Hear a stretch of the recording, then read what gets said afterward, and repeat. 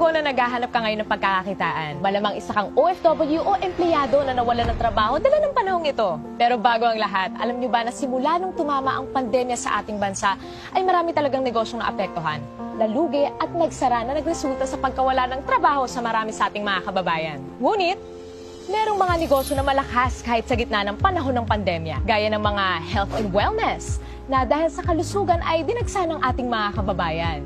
At pagkain din na bumubusog sa ating katawan. At sa gitna ng limitasyon sa paglabas ay nandyan ang iba't ibang delivery service na naghahatid sa atin ng mga online orders. Sila yung mga halimbawa ng mga negosyong lumakas sa gitna ng pandemya, pero alam nyo ba na ang delivery service lang ang nangingibabaw sa lahat ng to? Sa kahit anong sitwasyon, palaging in demand talaga ang negosyong ito. Mapapagkain, gadgets, rubber shoes, damit o mahalagang bagay o dokumento o kahit ano pa yan. O gusto mong matanggap o maipadala ka agad, sa anumang oras o panahon, talagang delivery service ang kailangan. Sa bawat pag-ikot ng mga motor ng delivery service na makikita mo sa iba't ibang lugar ay katumbas din ang pag-ikot ng ekonomiya sa ating bansa. Ang delivery service ang isa sa mga buhay ng ekonomiya. Mula noon hanggang ngayon, pagkakataong kumita dito ay palaki ng palaki dahil sa demand sa serbisyong hatid nito.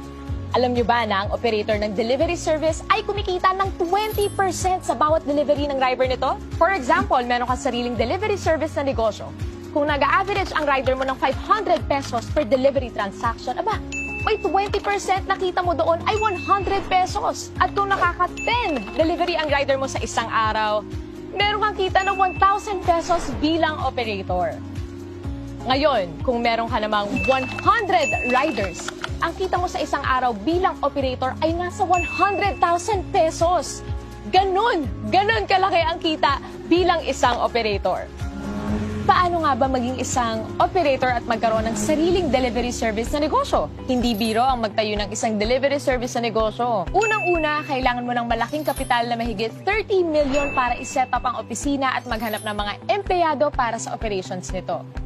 Pangalawa, kailangan mo ng isang IT company na gagawa ng software at operating systems nito na nagkakahalaga ng mahigit 50 million para i-set up at i-maintain taon-taon. Pangatlo, kailangan mo kumuha ng iba't ibang permit para sa pag-operate ng negosyong ito. At pang-apat, kailangan mo pang mag-set up ng iba't ibang opisina para sa mga iba't ibang lugar na mag-ooperate at kumuha ng mga permits para dito. Mukhang mahirap maging operator ng isang delivery service na negosyo dahil sa dami ng kailangan, lalo na sa kapital. Pero ngayon, posible na. Worry no more dahil nandito na ang isang delivery service company na pwede kang maging online franchise operator. TokTok, ang pinakabagong delivery service at ang kauna-unahang online franchise operator delivery service company ay kakatok na sa mga pintuan nyo. Bilang isang TokTok online franchise operator, magkakaroon ka ng mga benefits na may enjoy mo. Pwede kang tumanggap ng mga rider applicants under you with up to 100 riders per operator. Magkakaroon ka ng TokTok delivery service link to monitor your riders and transactions na kahit cellphone lang, pwede na.